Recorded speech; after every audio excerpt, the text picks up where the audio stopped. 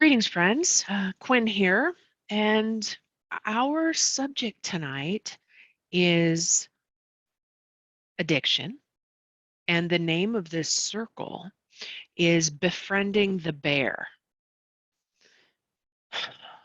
And a number of words could be inserted in the next part, which is blank the spirits of addiction. So it might be that it listening to the spirits of addiction, your spirit, because there's lots of different versions of spirits of addiction.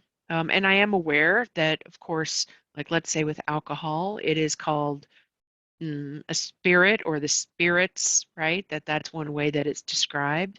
But I don't just mean that. I mean, animistically speaking, that not only are humans beings with sentience and um, mm, some kind of presence in the world, but also animals, elements like water and even stones, maybe, right? Um, trees, plants, air, clouds. Also, though, storms, sickness, potentially, as well as addiction. We could think of all of these things in quotes also having an animated quality in some fashion, especially if it's generational. Like let's say addiction, that it's something that has been fed over the life of a person or and generations, that it embodies, or it how to describe it, let's see, it kind of has a life of its own in a way. Anyone who has dealt with any kind of hmm, spirit, that we might tell it, you know what, that's enough. I don't need to hear that anymore. I don't want to think about that, or I don't want to do that. And it still has this presence. Let's say in another whole context, storms might go one way instead of another. We might think it's random, but most traditional cultures don't particularly think it's random, that there's storm spirits and that they can be worked with, conversed with, honored, hopefully, so that they don't come straight through their area. Also, sickness, there are various kinds of sickness. Right now with COVID, COVID has a mind of its own. It wants to live, and it's moving through people, and we could wish it away, but it has its own life.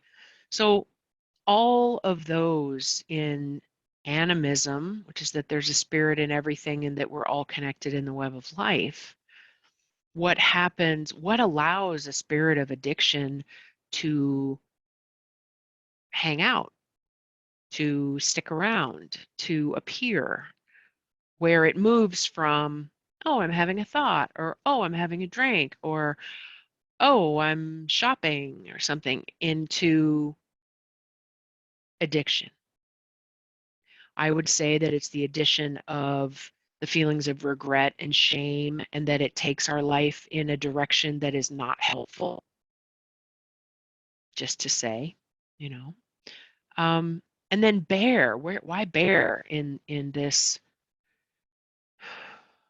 conversation? So the point with the spirits is that we can, especially while listening to rhythm, by not logically thinking, but more with our dreaming mind, we might learn something about imagining that there is a spirit of addiction. If for anyone who is having an addictive kind of problem, issue going on, also considering like inner talk, negative self-talk, um, negative thoughts, things like that can be kind of addictive in a way.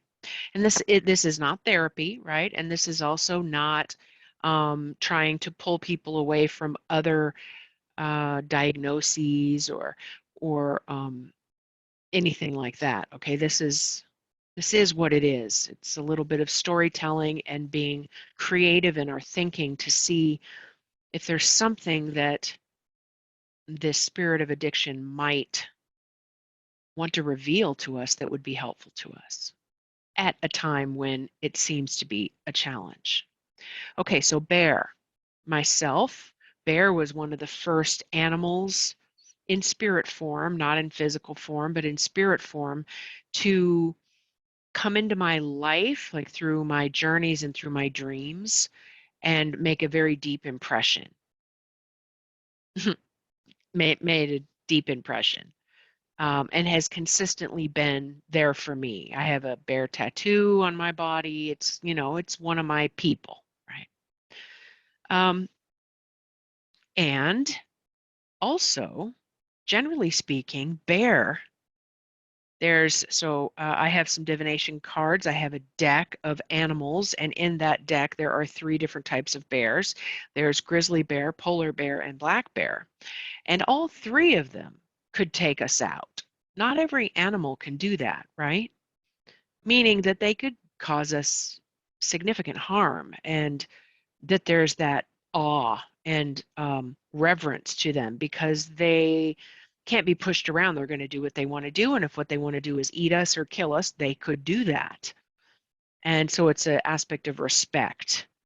So there's that aspect, meaning that the bear might play a role in one's inner cosmology around addiction, that bear might kind of feel sometimes like an angry addiction, right? An angry bear like addiction, however you want to say it, something that could take us out.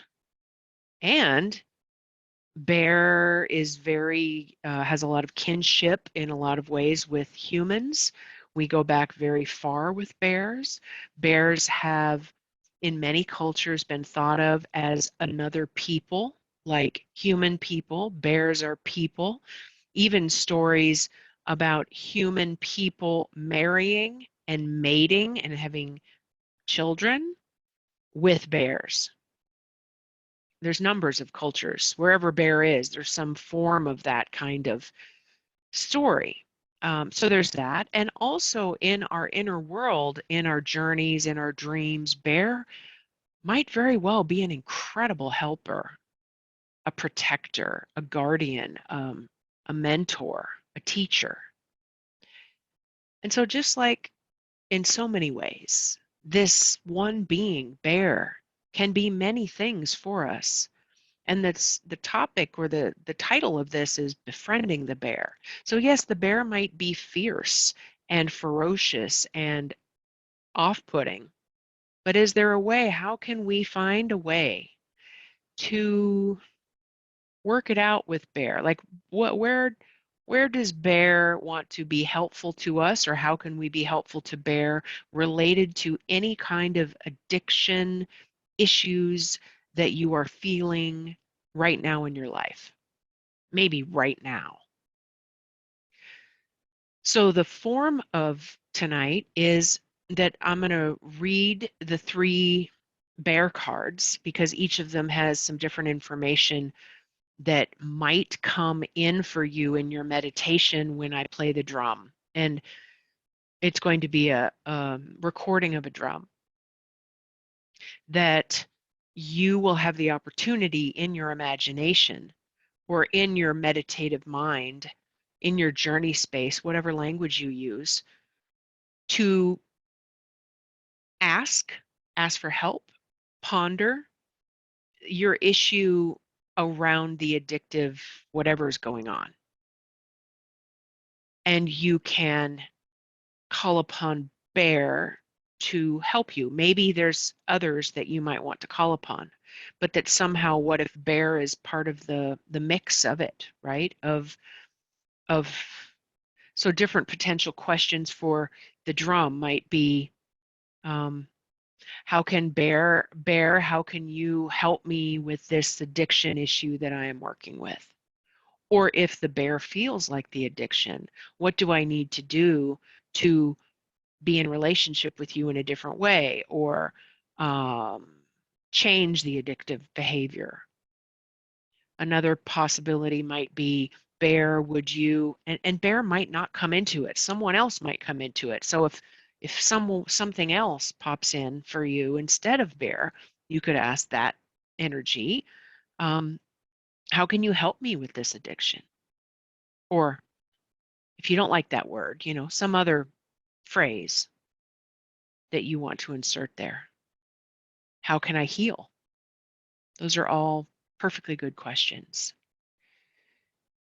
Once the drum starts, hopefully you're in a comfortable place and that you have earbuds or headphones on so that you can really hear the sound. It'll be little more than 11 minutes of consistent drumming.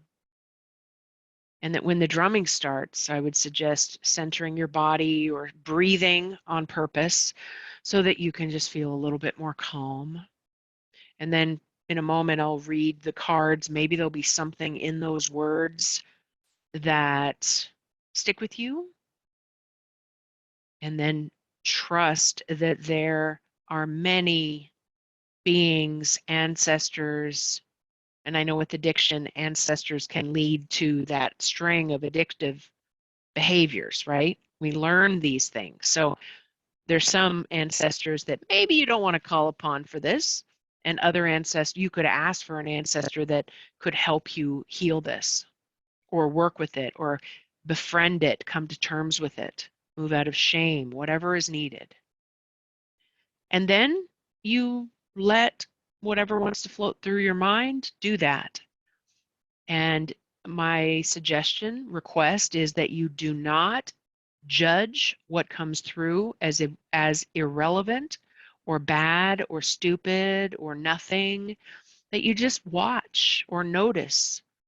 Maybe you have a sensation in your body, maybe you have a thought or a memory fly through your mind, maybe you have like a visionary experience, maybe some kind of helping someone floats through a bit and then kind of goes away. Just remember that you can ask for help and you can certainly ask someone who appears, something that appears in your inner world, do you have a message for me? Or why did you come? Right? To can be in a conversation. Okay, so now the bears. I'm going to go with the smallest first. So the smallest is black bear. And the key word for this bear in this deck, and it is, hold on, I will remember it in a bit. The key word is guardian. Gentle and wise protector. Give me your confidence and power. Help me protect the parts of me that I love. Awaken my intuition and guide me. The next one is polar bear. And the key word for polar bear is mystic. Here's what it says. Know that challenges make you stronger. Have faith when you face adversity. Take time to rest, dream, and renew your strength. Embrace your psychic abilities. You carry the healer within. And finally, grizzly bear. The key word is power. I am indestructible.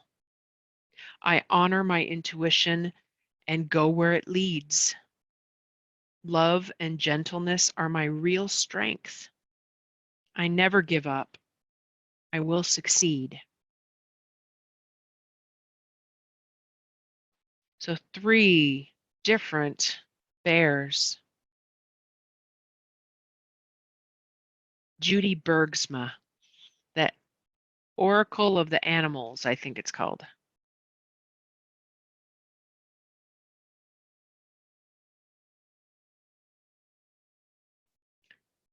So maybe in all of those words, even the different bears, there might be something that catches your attention. Maybe intuition, maybe power, maybe needing a guardian, your mystic qualities. Um, something else. So take just a moment before I play the drum. You can settle into, what is it that I really need to know right now? Like, what got me to listen right now, to show up right now? What am I working on or working through that needs attention right now? And even if it feels like whatever starts to happen isn't exactly, or you don't know how it is related to addiction, don't send it away. Just let it be there. You're calling upon the help that you deserve, that you're worthy to ask for, and that is there for you when you ask. Maybe not in the moment and maybe not how you expect, but it's there. And then once the drum starts, just settle into your body a little bit more, listen to the drum, let it kind of work on you a bit. And then if you have a question or the issue that just came up in your body about why you're here right now listening, then pose that to your inner world and ask for help. Whether Bear is in it or not, you can call upon Bear for sure. Okay. You'll know it's over when the drum stops, and then it starts a little bit more, it goes a little longer, and then it's done. That's a time to bring your attention back and see if there's even one thing that you could offer gratitude for that occurred during the drum. Okay, I will see you on the other side.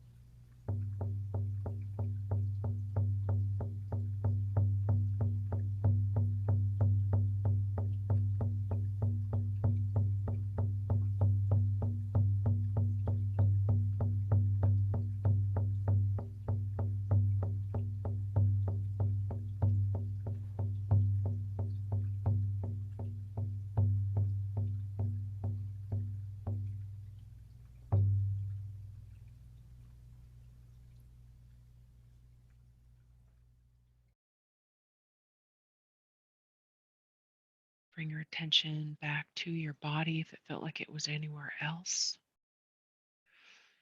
Take a breath or two to bring yourself and your body closer together.